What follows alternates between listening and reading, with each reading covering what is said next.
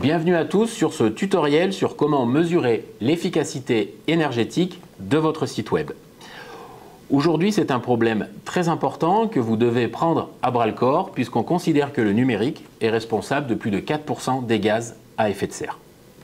Alors, de quoi allons-nous parler aujourd'hui? D'abord, nous allons définir la sobriété énergétique. L'empreinte carbone d'un site web, elle est uniquement due aux visites sur votre site qui vont donc consommer de l'électricité pour fonctionner. Ça veut dire quoi? Ça veut dire que votre site web, par le nombre de visites qu'il peut avoir, va être amené à polluer puisque les images, les vidéos, les scripts, mais également les serveurs et les hébergements vont énormément consommer pour fonctionner. Alors les avantages pour les TPE, ils vont être multiples. Ça va être d'abord de réduire les coûts d'hébergement si vous optimisez votre site web, d'améliorer votre image de marque. Vous allez pouvoir communiquer dessus et peut-être même aller conquérir de nouveaux clients et territoires, contribuer au développement durable et amener votre pierre à l'édifice, respecter aussi les réglementations futures qui vont être amenées à arriver, mais également aussi pousser un deuxième levier au niveau de votre référencement naturel, puisque en contribuant à l'amélioration de votre site, vous allez également améliorer votre référencement naturel par divers points que nous verrons tout à l'heure. Alors d'abord, je vais vous laisser trois outils.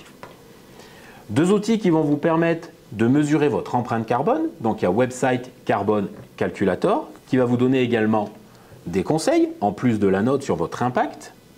Mais je vous conseille également de pouvoir avoir un deuxième outil et de pouvoir comme ça comparer les différents résultats que vous allez avoir avec EcoIndex qui lui également aussi va vous donner une note et des préconisations.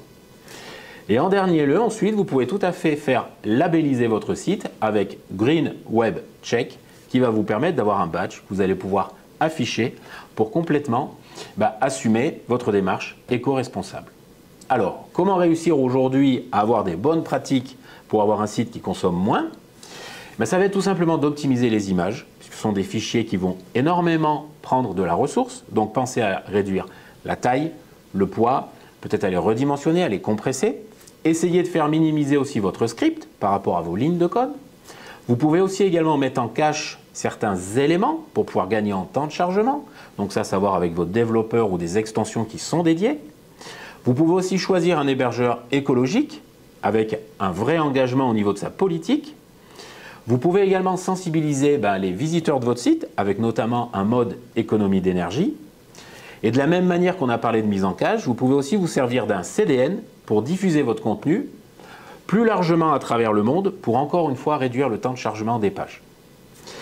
Et dernier conseil, vous avez aussi le lazy loading qui va vous permettre de charger en différé les différents éléments, notamment les images, au scroll de l'utilisateur pour permettre d'aller gagner encore une fois en vitesse. J'en ai terminé avec ce tutoriel. Merci à vous et à très vite pour de nouveaux contenus.